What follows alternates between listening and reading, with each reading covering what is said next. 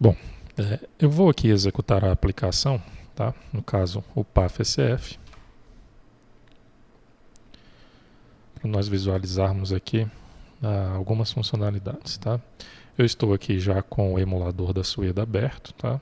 Ela está aqui no estado reduzir, ok? Vamos aguardar aqui o início da aplicação. Já gerou aqui o arquivo MD5, está solicitando a autenticação e agora que ele fala que é necessário emitir uma redução Z, tá? Vou clicar em sim.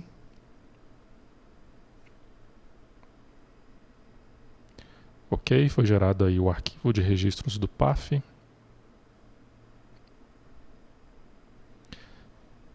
Caixa fechado, tá? E agora eu vou acessar aqui.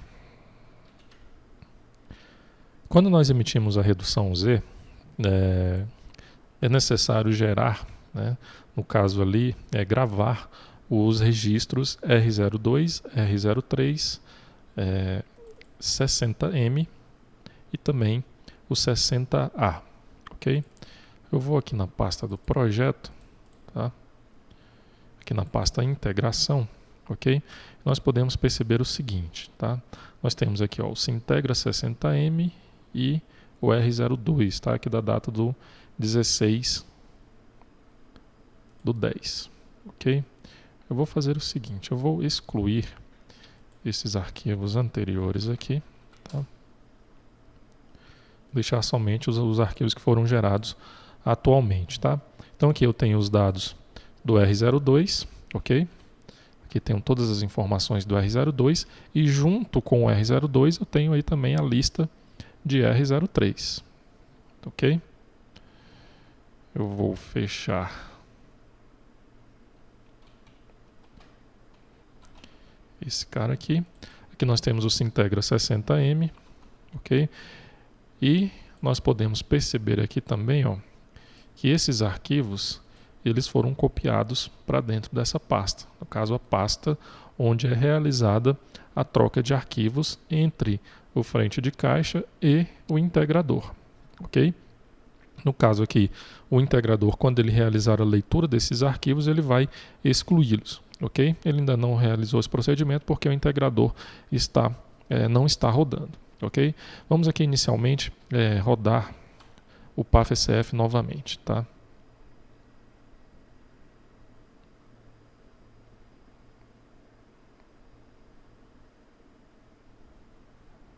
Gerou o arquivo MD5.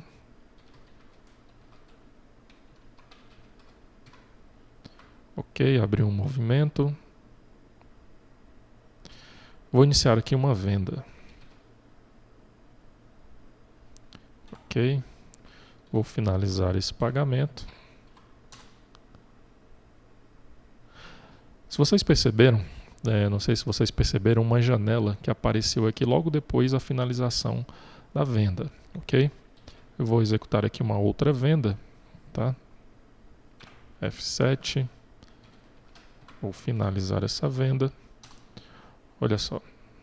Aqui, ó, apareceu uma tela aqui. No caso, essa tela é a tela que realiza os procedimentos de integração, né? No caso, ele gera o arquivo e copia o arquivo para a pasta onde é realizada a integração, ok? Vou fechar aqui o sistema, tá? E aqui nessa pasta da integração nós podemos perceber aqui o seguinte, nós temos que foi criado aqui um outro arquivo, a venda, né, o caixa 001 e a data, ok? Temos aqui também o R06, certo? Caso foram emitidos aí, foi emitido um R06, no caso um relatório gerencial, tá? Esse relatório gerencial foi o relatório de abertura do caixa, ok? E aqui nós temos, nesse arquivo da venda, as vendas que foram realizadas pelo caixa, ok? Bom, então vamos lá. Vamos analisar então essa tela carga PDV. É uma tela bem simples, tá? Nós temos aqui apenas um JProgress bar, ok? Que no caso ele vai, como ali é muito rápido o procedimento, o usuário nem percebe o procedimento que está sendo realizado por essa tela, ok? Então ela aparece ali rapidamente, realiza o procedimento e já fecha de forma automática, ok? Então qual o procedimento que está sendo realizado aqui? Bom, aqui no construtor dessa classe eu recebo aqui alguns parâmetros, tá? Um frame, um boolean para identificar se essa tela é modal ou não, o procedimento que será realizado, tá? E o ID do objeto que será realizada, no caso, a integração, tá? Inicializo os componentes, defino aqui os atributos ID e o objeto, crio um JSON Builder, tá? No caso, esse JSON Builder é da biblioteca que nós visualizamos aí no vídeo anterior, do JSON, tá? No caso aqui é um JSON Builder, ok? Eu vou definir aqui algumas estratégias de exclusão. No caso, essas estratégias de exclusão, elas estão definidas aqui nesta classe, tá? Essa classe implementa a interface Exclusion Strategy, tá? E nós definimos aqui o seguinte, ó, nós temos que definir alguns atributos para que essa biblioteca não, no caso, não faça o procedimento de conversão do objeto Java para o objeto JSON, tá? Por quê? Porque nós temos aqui o seguinte problema. Eu vou abrir aqui, por exemplo, essa classe ficha técnica VO, ok? E nós temos vinculado a ele um produto VO, ok? No produto VO, nós temos aqui o quê? Uma lista de ficha técnica, ok? Então, o que o JSON vai fazer? Ele vai pegar esse cara aqui, esse atributo, né? No caso, no momento lá de transformar o objeto do objeto JSON para o objeto Java, aliás, no caso é o contrário, né? O objeto Java para o objeto JSON, ele vai pegar aqui esse atributo, que no caso é uma lista, vai percorrer os atributos dessa lista, que no caso é a ficha técnica VO. Okay? Quando ele chegar aqui nessa ficha técnica VO, o que ele vai encontrar? Ele vai encontrar um produto, certo? Aí o que ele vai fazer? Vai analisar os dados de produto, vai chegar numa lista de ficha técnica novamente. O que vai acontecer? Ele vai entrar aqui num loop infinito, tá? Então vai ocorrer aí o problema de Stack Overflow, ok? Vai ocorrer um erro de Stack Overflow, ok? Então, quando nós tivermos aqui essa situação, o que nós devemos fazer? Nós devemos incluir essas estratégias de exclusões aqui nesta classe, tá? Então, se a classe que o JSON estiver analisando for a classe ficha técnica VO, o que ele vai fazer? Ele vai ignorar o atributo produto, tá? No caso aqui, se a classe for o SCF venda detalhe VO, ele vai ignorar o atributo SCF venda cabeçalho, ok? Então vai ser feito esse procedimento, vão ser ignorados aqui todos esses atributos aqui dessas classes, tá? Caso você encontre aí alguma outra classe que ocorra o mesmo erro, no caso entre em loop infinito, causando o erro de Stack Overflow, você deve incluir a exclusão desse atributo aqui nesta classe, ok? Bom, então voltando aqui na janela carga PDV, logo depois nós definimos aqui um formato da data, certo? Então, quando ele fizer o parser, né, quando ele fizer ali a conversão do objeto Java para o objeto JSON, ele vai gravar a data, né, os objetos que forem do tipo data, ele usa o formato vai ser esse que nós definimos aqui. Ok? Logo depois ele vai criar o objeto JSON, tá? Através aqui do método create do JSON Builder, ok? Definimos aqui o valor da data da exportação, o valor desse objeto, que é uma string, buscamos o procedimento que foi passado aqui como parâmetro e definimos aqui algumas informações da janela, ok? Logo depois chamamos aqui o método processa carga. Okay? Esse método processa carga é uma thread, tá? É uma thread que está sendo gerenciada aqui pelo Swing Worker, ok? É interessante que você pesquise sobre esse objeto, sobre essa classe Swing Worker, tá? Para que você compreenda aí totalmente o funcionamento dessa classe, ok? Na verdade, é uma thread que gerencia os procedimentos, no caso os procedimentos que são realizados pelos objetos do Swing, ok? Bom, Então o que eu vou fazer? Eu vou criar aqui um novo objeto dessa classe, um swing worker, tá? E vou sobrescrever alguns métodos desse objeto. No caso aqui o do in background, tá? O que eu vou fazer? Enquanto, aliás, aqui no método do in background, eu vou chamar o método exporta registro, tá? Que é esse método que nós temos aqui logo abaixo, ok? Bom, esse procedimento aqui, ó, do in background, ele é chamado logo que nós chamamos aqui o método execute, tá? No caso desse objeto swing worker, tá? Então ele vai chamar esse método do in background, ok? Quando nós invocamos aqui o método get,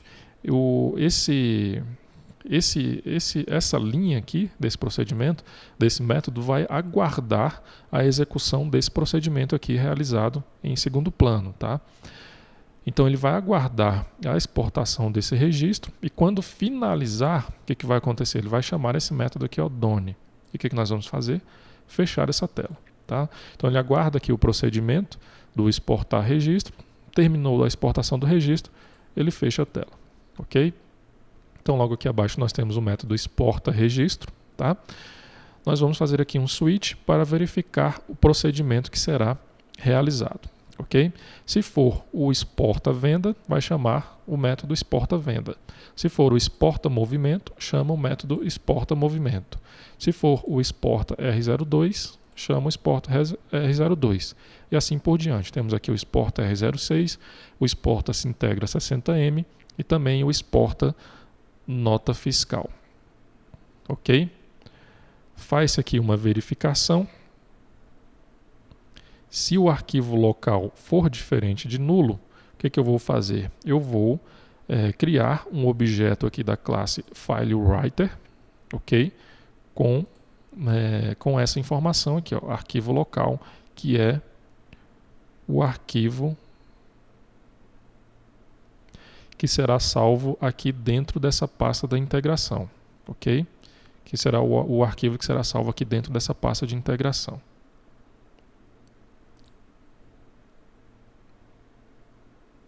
Tá? Logo depois, na verdade vamos fazer o seguinte aqui, para facilitar, vamos visualizar esses métodos que são chamados aqui, tá? Depois nós voltamos nesses outros procedimentos, ok? Então aqui foi verificado que o procedimento é o exporta venda, vai chamar o método exporta venda, ok? Nesse método exporta venda, o que eu vou fazer? Eu vou buscar os dados da última venda, ok? No caso aqui, eu vou passar como parâmetro o ID do objeto. Esse parâmetro ID do objeto foi passado aqui no construtor dessa classe, tá? Então quem chamar, quem instanciar essa classe vai ter que passar aqui como parâmetro o ID do objeto que será exportado no caso, né? No caso aqui, como é uma venda, eu passo o parâmetro ID do objeto, passo a classe, eu busco os dados dessa venda, tá? Chamo o método toJSON, aqui do objeto JSON, tá? Passo esse objeto venda como parâmetro e a classe desse objeto, tá? E esse procedimento vai gerar para a gente uma string, né? Que no caso é aquela string que nós visualizamos lá anteriormente, é uma string no formato JSON, ok? Então eu vou definir aqui o arquivo local, tá? Ele vai ser gravado dentro dessa pasta aqui, ó, diretório de integração local, que está definido aqui na classe constantes, ok? Onde nós temos aqui user.dir integração, ok? Que é a pasta que nós visualizamos aí anteriormente. O nome do arquivo vai ser venda underline, nome do caixa underline, data da exportação.txt. Ok? Isso o arquivo local. O arquivo remoto, nós vamos buscar o diretório de integração remoto, venda underline, nome do caixa, data da exportação.txt. Ok? Então, feito esse procedimento aqui de exportação, ele definiu aqui o arquivo local, definiu o arquivo remoto. Nós voltamos aqui então para esse procedimento. Ok? Verifica se o arquivo local é diferente de nulo. Se for diferente de nulo, eu crio um file writer. Tá? Esse file writer, o que ele vai fazer? Ele vai gravar essa string aqui no formato JSON, tá? Dentro desse arquivo local. Ok? E vai concatenar aqui um separador de linha. Ok? Vai fechar esse arquivo, certo? E copiar o arquivo para a retaguarda. No caso aqui, nesse método copiar arquivo para a retaguarda, eu vou pegar o diretório da integração remoto, ok?